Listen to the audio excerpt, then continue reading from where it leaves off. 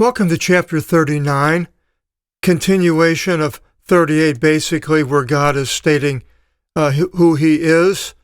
It begins, I'll read a little in the Greek, e egnos kairon toketu tragelaphon petras, ephilaxas they odinas elaphon.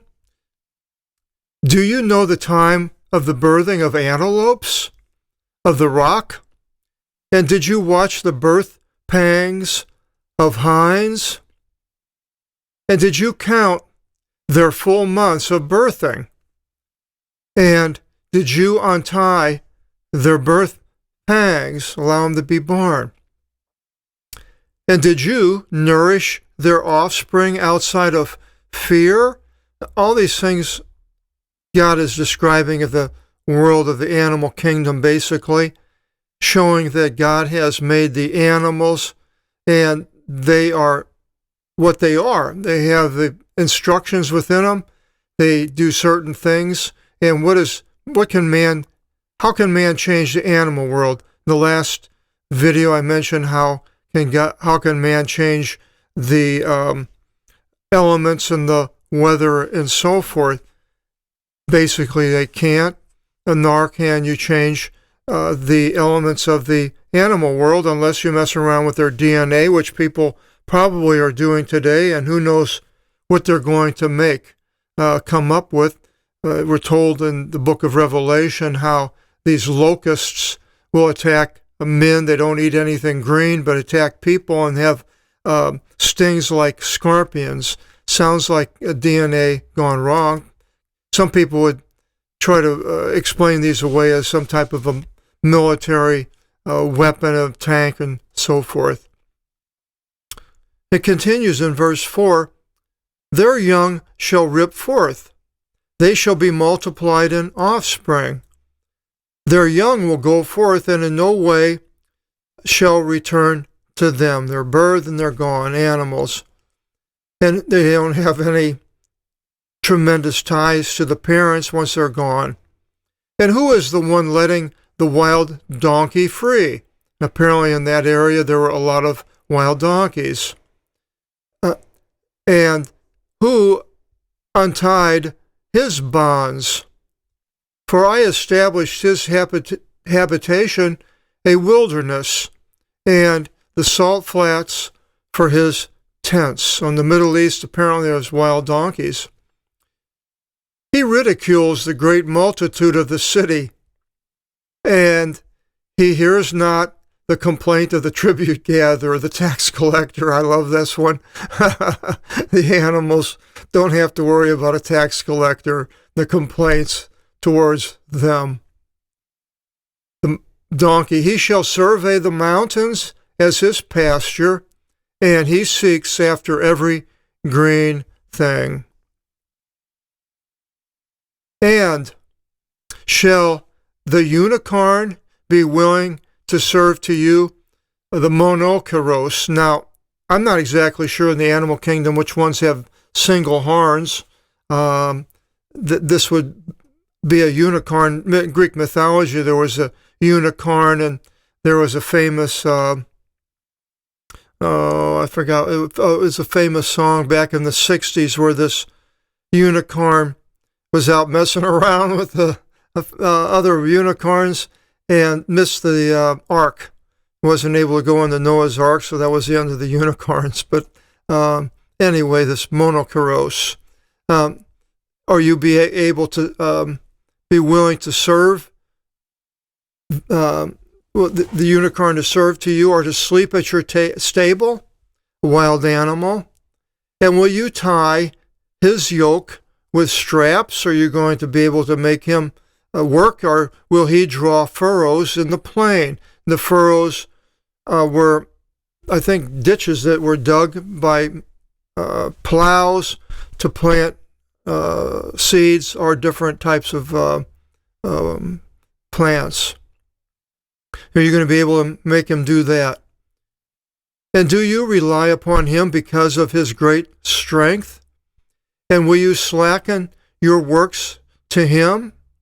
And do you trust that he will give back to you the seed and carry it to you in your threshing floor? Now he goes into the birds. Petrix, we have a helicopter, the peter. We have that in here, Petrix, the wing. A sun, heliocopter. The wing, delighting ostriches.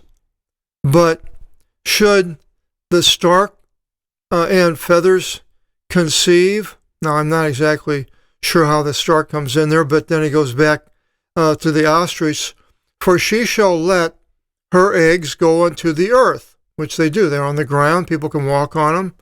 And she shall incubate upon the dust. And she forgot, the foot will disperse them, and the wild beasts of the field will trample them.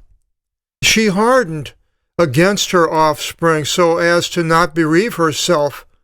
In vain she tired without fear. So she had these eggs, and she, even though the eggs got broken and so forth, she's still incubated and didn't care.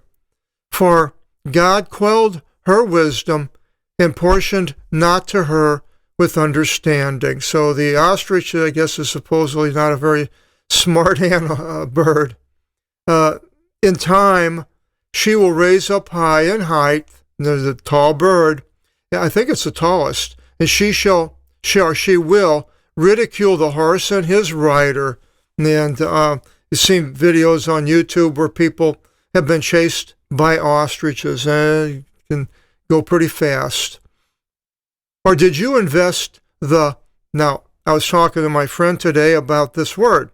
From St. Louis, I've always been saying horse, and a lot of people laugh and say, oh, ha, she does, and make fun of them. So I said, well, I'm going to work on it tonight, and I'm going to try to say it the way most people know it, as horse. And it's hard for me to say horse. Did you invest the horse with power? Yep. Or did you no, we didn't do that. He did. Or did you clothe his neck in fear? Actually, he wasn't fearful. And did you invest in him full armor? And that's what they put on in the war with the horse. And the glory of his breast and daring, he'll go in the battle. He prances, rooting up in the plain, and you can see him prancing and getting ready to go, and he goes forth into the plain in strength. He ridicules meeting up with spears. There's a war horse. They've made movies out of this. And in no way turns from an iron weapon. They have a movie, Alexander the Great. His horse is named Bucephalus, ox head, and that's what it translates, Bucephalus. And in the movie, when Alexander and his army went across the Tiber, or the one that's in India, across the Rubicon River, and fought the Indians, they had elephants, but yet Bucephalus in the movie stands up and against the elephant. It's a pretty neat scene. So the horse, against him prance the bow and sword, and in anger he shall obliterate the ground. In no way shall he thrust until whenever the trumpet signifies in war. And with the trumpet signifying, he says, well done, all right, let's go. And at a distance he smells war, with leaping and crying out, wants to do it. And from your higher knowledge does the hawk, and now back to the bird, does the hawk station, having the look of effrontery, and with the wings, I added the wings, fixed looking down towards the south or below, probably was talking about here in a figure of speech, looking south, you're looking below. And at your order does the eagle rise up high, and a vulture sit lodged upon its nest, upon the prominence of a rock, and is concealed.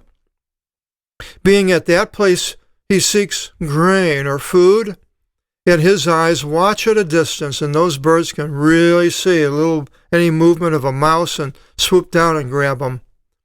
And his young defile themselves in blood, and that is that he brings the animal to them, and they tear it apart and defile themselves, get all blood all over them. And wherever one's dying might be, immediately they are found, and they're going after the dead meat called carrion.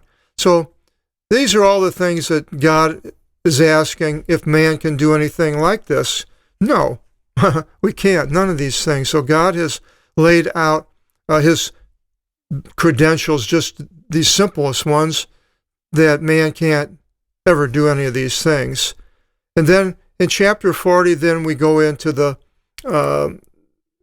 goes back and forth between the Lord and Job. A dialogue does. Hope you join us in chapter 40 to see what the Lord says to Job and Job says to the Lord.